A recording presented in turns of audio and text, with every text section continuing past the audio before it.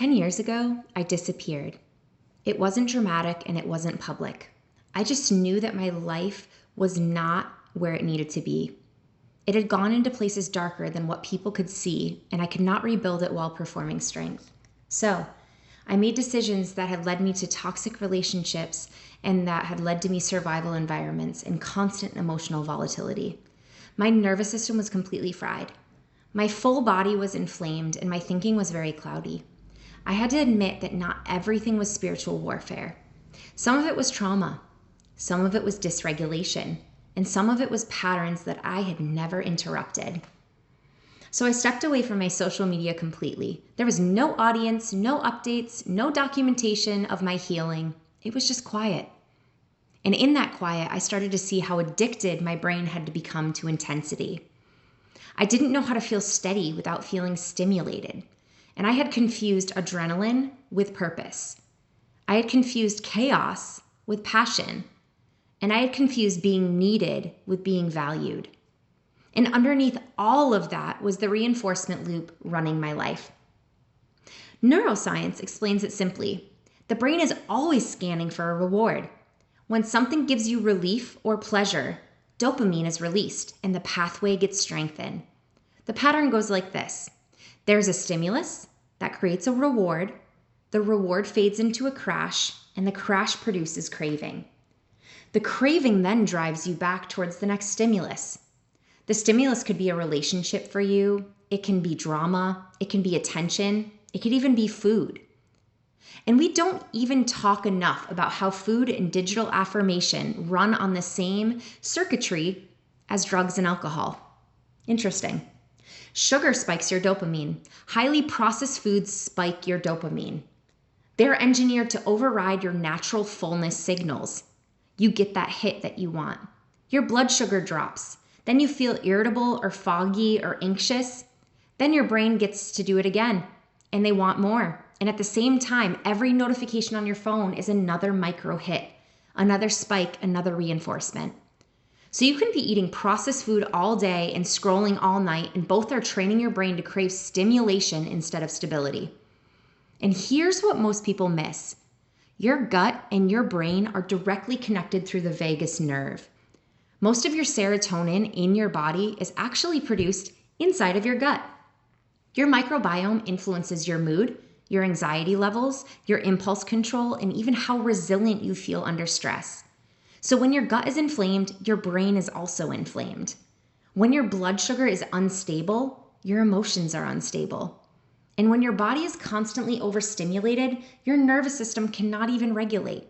So, there are seasons in my life where I made dark decisions, not because I didn't love God or didn't understand, but because my nervous system was so dysregulated and my gut was inflamed and my identity was fractured. When we lose those three things and they're misaligned, you reach for whatever promises relief. So I decided in this season to rebuild from the inside out. I regulated my nervous system. I cleaned up my diet. I started eating food that actually came from the ground.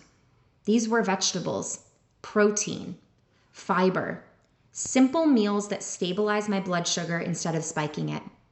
I learned how to sit in silence without reaching for something. And I let scripture renew my mind while my discipline was being restored to my body.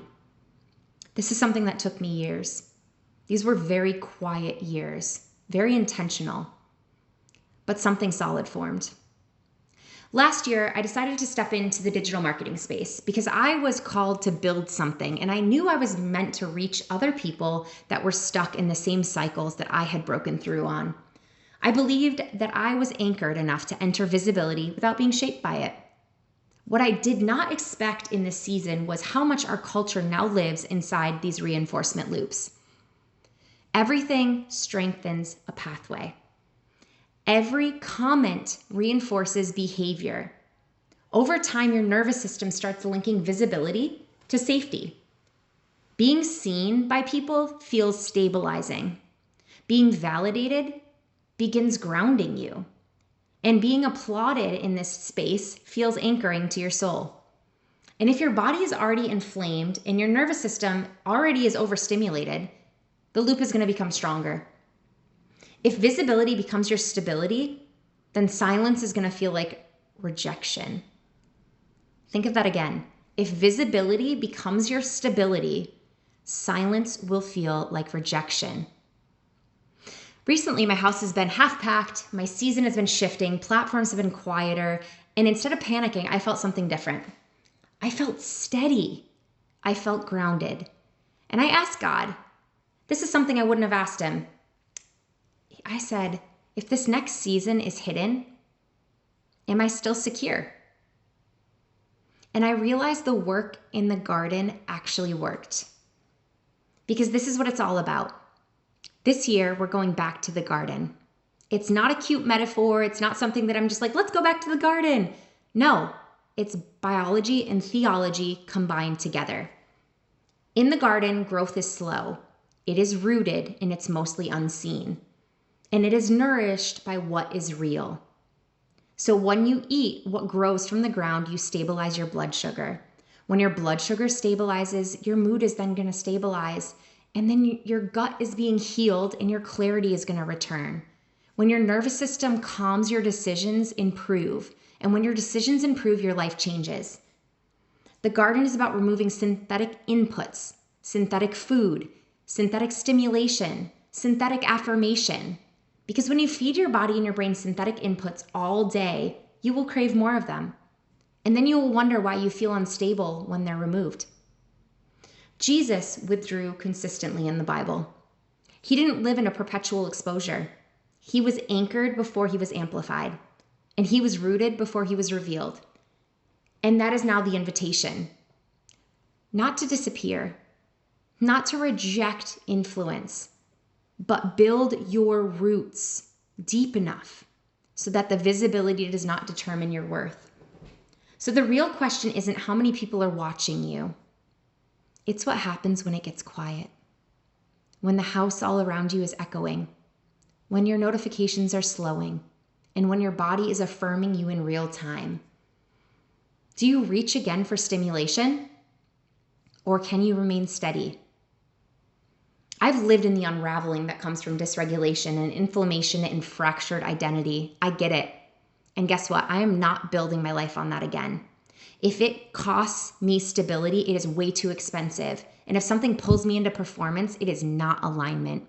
So I say here again, I'm not trading roots for reach. Solid people do not beg to be watched. They don't panic in silence, they stand.